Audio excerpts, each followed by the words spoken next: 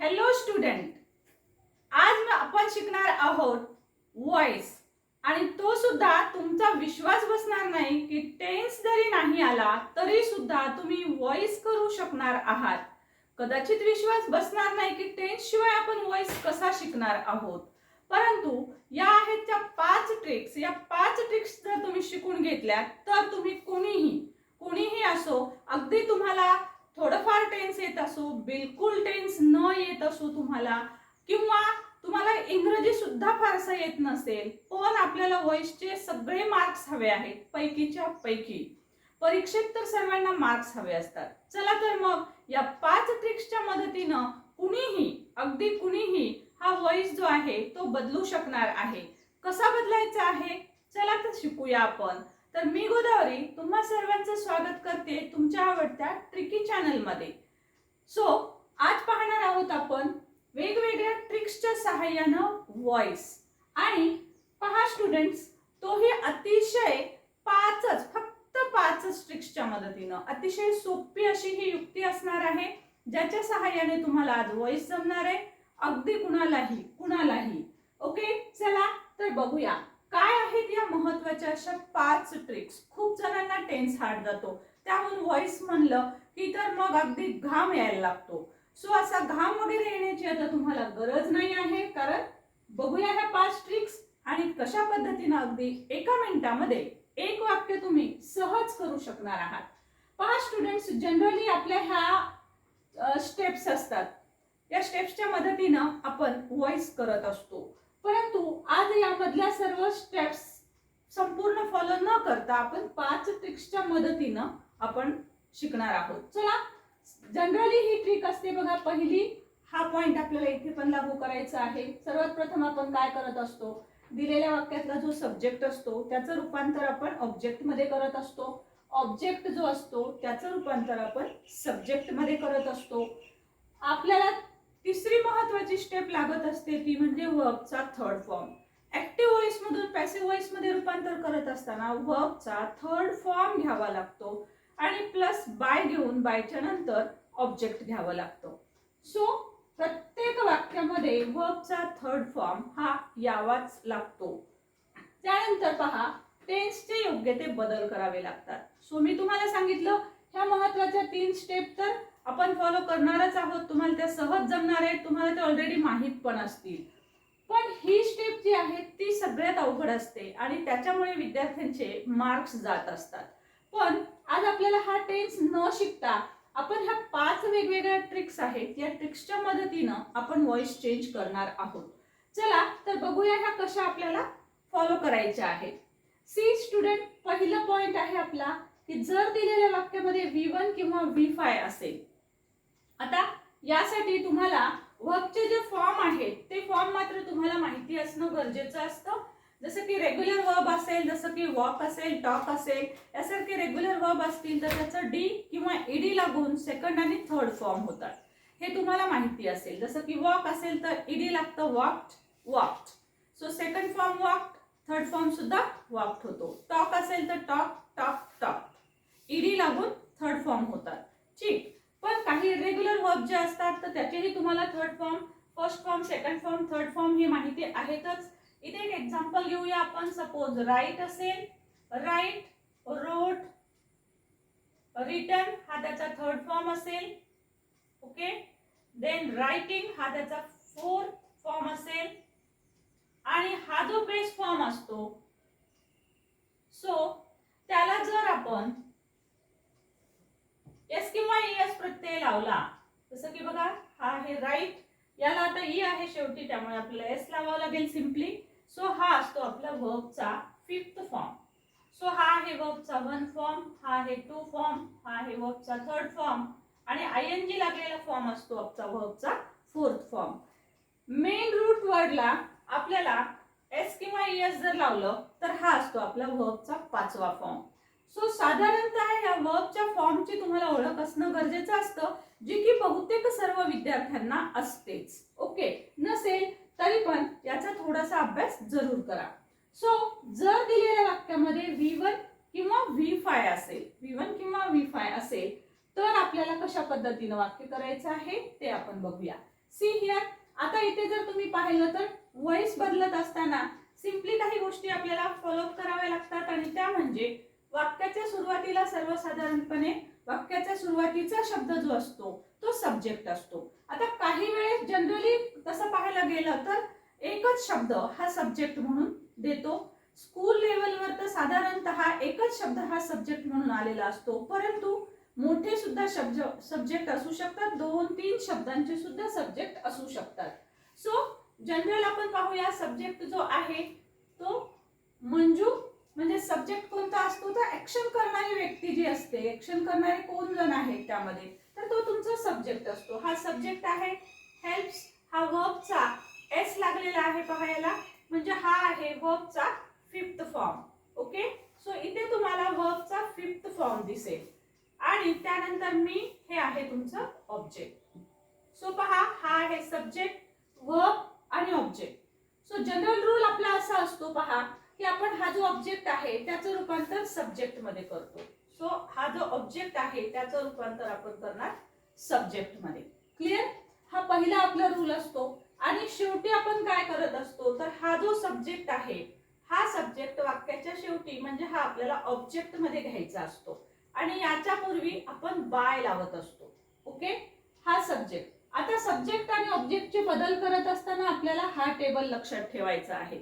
या टेबलच्या मदतीनं सपोज पहा सब्जेक्ट म्हणून आय आलेला असेल तर ऑब्जेक्टचं रूपांतर करताना त्याचं मी घ्यावं लागतं, वीचं अस घ्यावं लागतं. याच्याच उलट ऑब्जेक्ट म्हणून जर इकडचे शब्द आलेले असतील तर सब्जेक्ट म्हणून आपल्याला हे शब्द घ्यावे लागतात.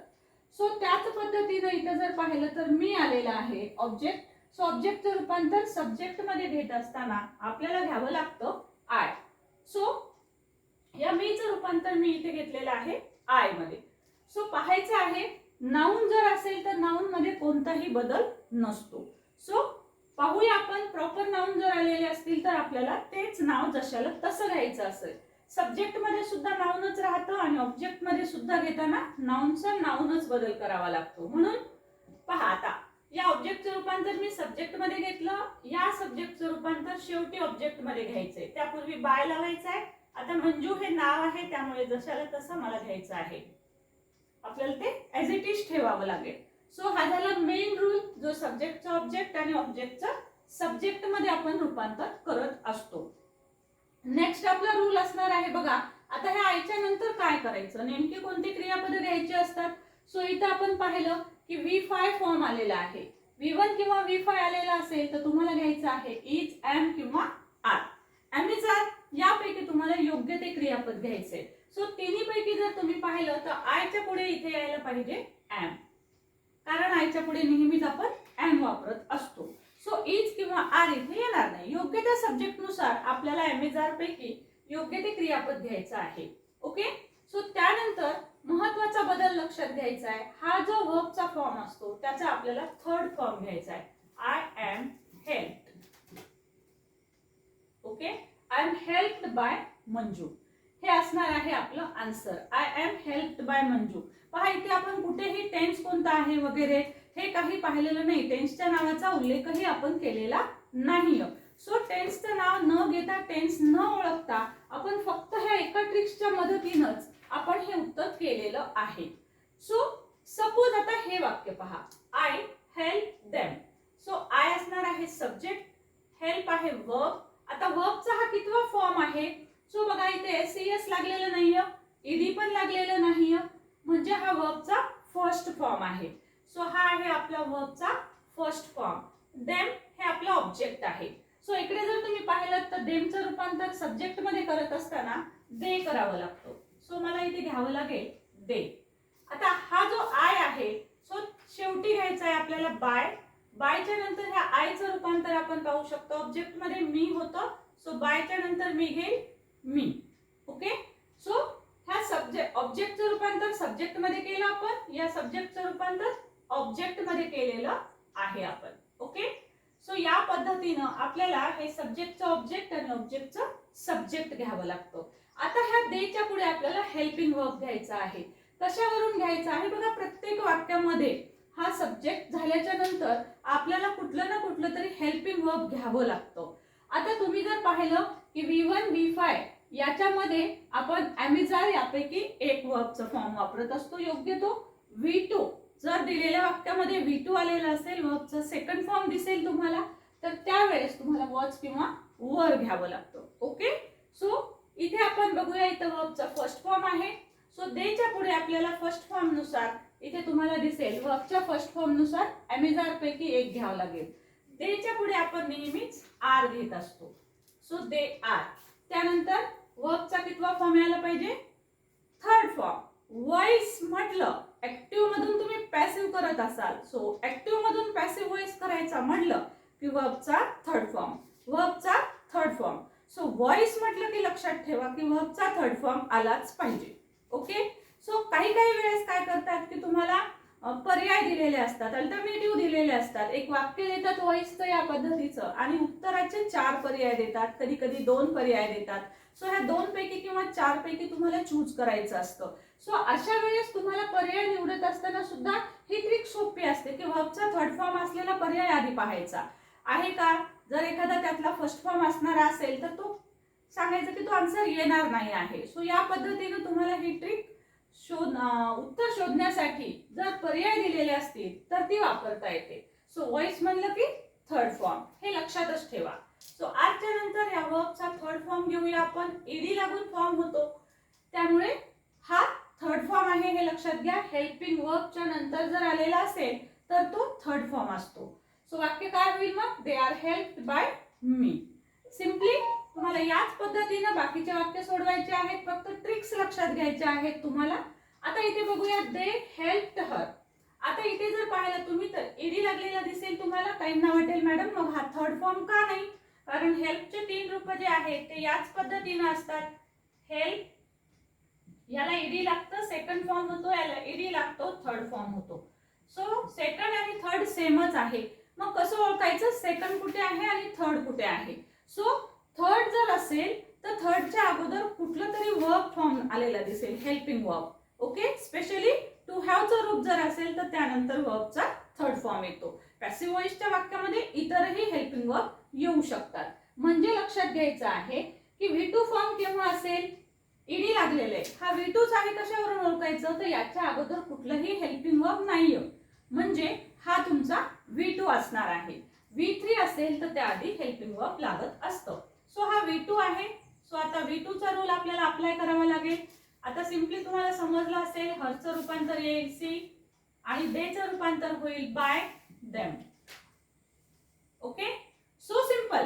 सब्जेक्ट ऑब्जेक्ट, सब्जेक्ट ऑब्जेक्ट हे तर फार सोपं आहे की नाही? आता राहिला हा मधला बदल आपल्याला. सो हेल्प V2 फॉर्म आहे. V2 फॉर्म दिसलं की काय घ्यायचंय?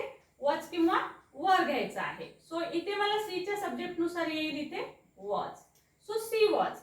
वॉचच्या नंतर म्हणजेच प्रत्येक हेल्पिंग वर्ब घेतलं. इथे पहा आपण इथे एम घेतलेला आहे, त्यानंतर थर्ड फॉर्म घेतला, आर घेतला, आर नंतर थर्ड फॉर्म घेतला. म्हणजे हेल्पिंग वर्ब झालं की आपल्याला थर्ड फॉर्म घ्यावा लागतो. सो इथे मी घेणार आहे आता हेल्प. आता इथे बघा तुम्हाला इथे पण ईडी दिसेल, इथे पण ईडी दिसेल, पण मी म्हणते आहे की इथं हा थर्ड फॉर्म आहे. का म्हणतो आपण? कारण याच्या अगोदर वॉच हे हेल्पिंग वर्ब आहे. सो अशा पद्धतीने जर अगोदर हेल्पिंग वर्ब असेल आणि त्यानंतर ईडी लागलेला फॉर्म आला असेल तर तो थर्ड फॉर्म असतो. नाउ नेक्स्ट, आता बघा या पद्धतीचं वाक्य आलं. सो असे जर सेंटेन्सेस तुम्ही नुसतेच पाहिले, हे जरी तुम्ही पाहिले तर असं वाटतं बापरे किती वेगवेगळे प्रकार आहेत हे वाक्यांचे. सो काय काय येतं आहे मध्ये, कसे कसे बदल आहेत, मग नेमकं कसं आणि काय करायचं, व्हॉइस कसं करायचं, अगदी सगळं डोक्याचा तुमच्या भुगा झालेला असतो आहे ना. सो असा भुगा न होऊ देता सो तुम्ही पाहायचं आहे फक्त 5 रूल्स. तुमचे कितीही वाक्य असू दे, तुम्ही 50 वाक्यांची प्रॅक्टिस जरूर करा हा व्हिडिओ झाल्याच्या नंतर, पण अप्लाय करा ओनली 5 रूल्स, ओनली 5 ट्रिक्स लक्षात ठेवा ह्या. सो बघूया आता इथे पहा, इथे तुम्हाला हॅव दिसेल आणि ईडी फॉर्म लागलेला दिसेल. पहा हा रूल पाहूया. एच एच एच लिहिलेला आहे मी. H for have, H for has, H for had आणि विल हॅव मध्ये सुद्धा एचच आहे. सो विल हॅव जरी आलेला असेल तरी आपल्याला हा रूल फॉलो करायचा आहे. हॅव, हॅज, हॅड आणि will have. Will have, shall have of course same आहे. सो आता H H H, so have, has, had यामधला हा एच जो आहे तो मी इथे दाखवलेला आहे. 3 एच लिहिलेले आहेत. सो हॅव, हॅज, हॅड आणि विल हॅव. अशा प्रकारचे 3 एच आहेत. सो 3 एच दिसले पहा तुम्हाला, तर इथे एच दिसला हॅव. ओके, सो तुम्हाला जर इथे समजत नसेल की हा एच एच काय आहे, सो तुम्ही इथे लिहून पण घेऊ शकता की हा एच एच काय आहे. सो हॅव, हॅज, हॅड आणि विल हॅव. आता या विल हॅव मध्ये सुद्धा तुम्हाला हा एच दिसेल. सो हे 3 एच काय आहेत, तर हॅव, हॅज, हॅड आणि विल हॅव आहे. ओके, काही जणांचं असं म्हणणं आहे की बोर्डवर या पद्धतीनं बारीक लिहिलेलं दिसत नाही आहे. सो तुम्ही तुमचा कॅमेरा झूम करून तुम्ही ते पाहू शकता. सो इथे पहा तुम्हाला आता हॅव दिसलेला आहे. सो हॅव दिसलं की आपल्याला वापरायचं आहे बीन. लक्षात घ्या, आपल्याला काय वापरायचंय, बीन. बाकीचे रूल सगळे सेम राहणार आहे. कसं, सब्जेक्ट आहे, ऑब्जेक्ट आहे, या ऑब्जेक्टचं रूपांतर सब्जेक्ट मध्ये करा, दे. आता एक गोष्ट लक्षात ठेवा, ट्रिक्स वापरत असताना ह्या जर दिलेल्या वाक्यात, आता तुम्ही वरचे 3 वाक्य जर पाहिले, पहा हे वाक्य पहा, या वाक्यात तुम्हाला फक्त मेन वर्ब दिसेल. हे वाक्य जर पाहिलं तर यातही फक्त मेन वर्ब आहे, हेल्पिंग वर्ब नाहीये. इथे पण पहा तुम्ही तिसऱ्या वाक्यात तुम्हाला कुठलं पण हेल्पिंग वर्ब दिसत नाही. पण इथे जर तुम्ही पाहिलं, त्याच्या पुढचे जर वाक्य पाहिले तर तुम्हाला इथे हेल्पिंग वर्ब दिसतील. कोणते आहेत ते, इथे हॅव हेल्पिंग वर्ब आहे, इथे हॅज आहे, इथे विल हॅव आहे, इथे वॉज आहे, कॅन आहे, विल आहे. सो हे सगळे हेल्पिंग वर्ब्स आहेत. सो हे हेल्पिंग वर्ब जेव्हा वाक्यात असतील त्यावेळेस लक्षात ठेवायचं आहे, ते जे हेल्पिंग वर्ब आहेत तेही आपल्याला घ्यायचे आहेत योग्य ते, योग्य ते. कारण काही वेळेस काय होतं की हॅव आलेला असेल, तर हॅव असेल तर आपल्याला हॅज पण घ्यायचं काम पडू शकतो, कारण सिंग्युलर थर्ड पर्सन असेल. हीच ट्रिक आठवा, है ना. इंग्रजीचा चमत्कार नावाचा जो आपला व्हिडिओ आहे त्याच्यामध्ये मी सगळ्या ट्रिक्स सांगितलेल्या आहेत, आहे ना. सो त्या ट्रिक्स तुम्ही फॉलो केल्यात तर हे मिस्टेक्स होणार नाहीत. सो तुम्हाला हे सिंपली माहिती असणार आहे की सिंग्युलर सब्जेक्ट असेल, ही सी इट असेल तर त्यासाठी हॅज घ्यावं लागतं. सो हॅव, हॅज असे प्रॉपर बदल आपल्याला योग्य त्या ठिकाणी करावे लागतात. पण यांना विसरायचं नाही, आहे ना. हे आपल्याकडे आहेत, जे आहे आपल्याकडे तेही घ्यायचं आहे आपल्याला. आणि एक्स्ट्रा आपल्याला काय ऍड करायचं आहे, तर एक्स्ट्रा आपल्याला हे ऍड करायचं आहे. हे सगळं आपण पॅसिव्ह मध्ये ऍड करणार आहोत. ओके, पॅसिव्हचं वाक्य करताना आपण हे सगळे शब्द आपल्याला ऍड करावे लागतात. कोणता कुठे ऍड करावा हेच समजत नाही. सो त्यासाठी आपण ह्या 5 ट्रिक वापरत आहोत. ही पहिली, दुसरी, तिसरी, चौथी आणि मोडाल्स ही 5वी. ह्या 5 ट्रिक आपण वापरतोय. ओके, सो यामध्ये बघूया आपण पॅसिव्ह मध्ये आपल्याला आता एच एच एच दिसलं की आपल्याला बीन वापरायचं आहे. सो पाहूया मग. हॅव तर आपल्याला घ्यावंच लागेल, कारण हॅवला सोडायचं नाही. मी काय रूल सांगितला, हेल्पिंग वर्ब वाक्यात जर असेल तर तेही आपल्याला घ्यायचंच आहे योग्य त्या बदलानुसार. मग आपण हॅव घेतलं कारण देच्या पुढे हॅवच येत असतो, राईट. आता मेन बदल काय घ्यायचं आहे आपल्याला, हे एच एच दिसलं की बीन घ्यायचं आहे. आता हे बीन आपल्याला हेल्पिंग आणि मेन वर्बच्या मध्ये घ्यायचंय. पोझिशन लक्षात ठेवा, हेल्पिंग वर्बच्या नंतर हा नवीन बीन आपण ऍड केलेला आहे, जो आपली ट्रिक आहे, ट्रिक नंबर 3.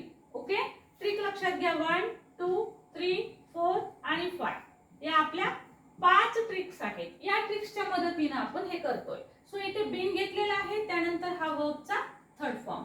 टू हॅव चे हेल्पिंग वर्ब जिथे आलेले असतात तिथे वर्बचा थर्ड फॉर्म वाक्यातच असतो. ओके, कारण हॅवच्या नंतर नेहमी थर्ड फॉर्म असतो, त्यामुळे इथलच वर्ब घ्यायचंय तुम्हाला हेल्प.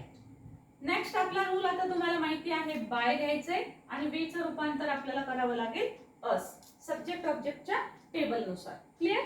नाउ नेक्स्ट, आता इथे पहा, सी आता वाक्यात दिसलं हॅज.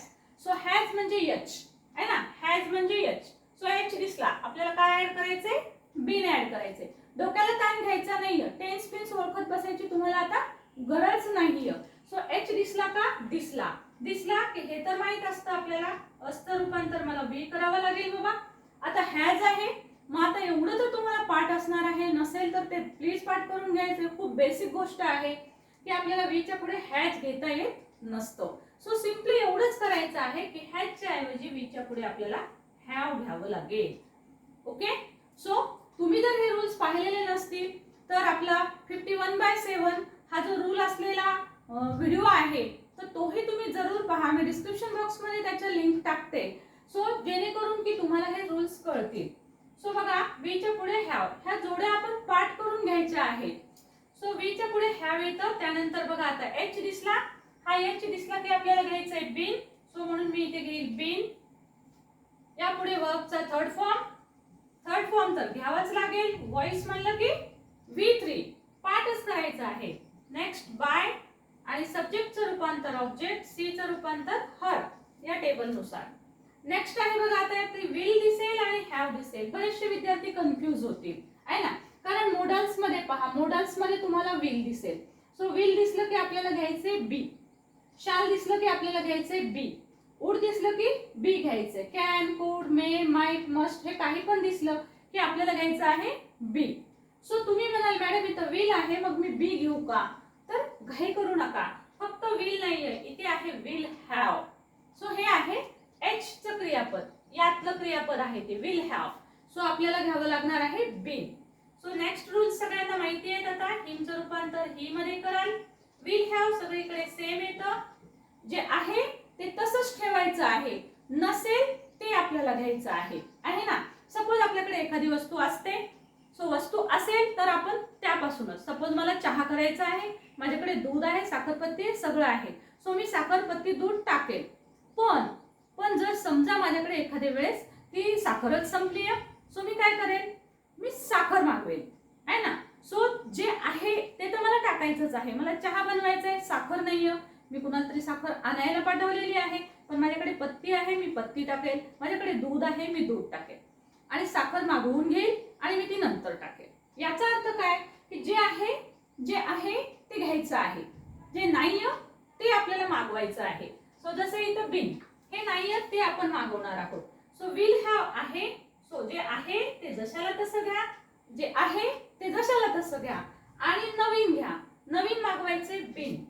सो व्हॉइस करताना आपल्याला सारखं काहीतरी नवीन घ्यावं लागतं. सो नवीन काय घ्यावं लागतं, तर हे सगळं नवीन घ्यावं लागतं आपल्याला. अमेझॉन नवीन घ्यावं लागेल, वॉजवर घ्यावं लागेल, बी हे सगळं घ्यावं लागतं. कुठे घ्यावं लागतं तेच आपण ह्याच्यामध्ये या 5 ट्रिक्स मध्ये आपण समजावून सांगितलेलं आहे. V2 दिसलं, वॉजवर नवीन घ्या. HHH म्हणजे have, has, had, will have दिसलं तर तुम्ही बीन घेणार आहात. V4 दिसलं तुम्हाला बीन घ्यावं लागेल. सो सी हिअर, मग इथे मी बीन घेतलंय आणि आता हा रूल तर पाठ झाला असेल. व्हॉइस म्हटलं की वर्बचा थर्ड फॉर्म, हा वर्बचा थर्ड फॉर्म, त्यानंतर बाय आणि सब्जेक्ट राम. ऑब्जेक्ट मध्ये बदल होईल पण ते नाऊन आहे त्यामुळे ते ॲज इट इज आपल्याला घ्यावं लागणार आहे. Just take a screenshot.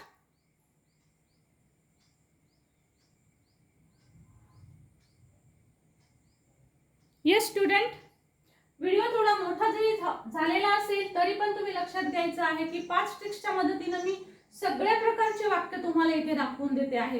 कोणत्याही टेन्सचं वाक्य जरी आलेलं असेल तुमचं, सो तुम्ही हे वाक्य करू शकणार आहात. सो सी हिअर, आता बघा इथे राम, आता इथे 2 वर्ब दिसतील तुम्हाला. हा आहे हेल्पिंग वर्ब, हा आहे मेन वर्ब. आता आपला रूल काय सांगतो बघा, थर्ड रूल बघा. V4 दिसला की काय करायचंय, बीइंग लिहायचंय. V4 कसा असतो आपण इथे पाहिलं. V4 म्हणजे ING. Okay, main root word form जो असतो त्याला ING लावलं की V4 होतो. हा आहे आपला V4. सो आपण एवढंच पाहायचं आहे, आपल्याला V4 दिसला की आपण घ्यायचं आहे बीइंग. एवढाच रूल लक्षात ठेवायचा आहे. हा सब्जेक्ट आहे आणि हा आपला ऑब्जेक्ट आहे. ऑब्जेक्टचं रूपांतर आपण करणार आहोत सिम्पली सब्जेक्ट मध्ये. सब्जेक्ट घेऊया आपण सी. क्लिअर. आता मी काय रूल सांगितला, हा हेल्पिंग वर्ब आहे, जो आहे तो तसाच घ्या. सो आता सीच्या पुढे वॉज येत असतं, सो वॉज जशाल तसं घेईल मी. आता इथे वॉज दिसलं की इकडच्या अमेझॉन वॉज वर कन्फ्यूज व्हायचं नाहीये. ओके, इकडे वॉज वर कन्फ्यूज व्हायचं नाहीये. हा पॅसिव्हचा भाग आहे. हे पॅसिव्ह मध्ये आपण घेणार आहोत. ओके, आणि हा जो फॉर्म आहे तर हे वाक्यात असणार आहे, वाक्यात. सो हे आपल्याला घ्यायचं आहे. पण हे वाक्यात आहे का हे नाही विचारले मी, हे नाही सांगत आहे मी. आपल्याला हे घ्यायचं आहे. हे केव्हा घ्यायचं आहे, हे दिसलं तरच हे घ्यायचं आहे.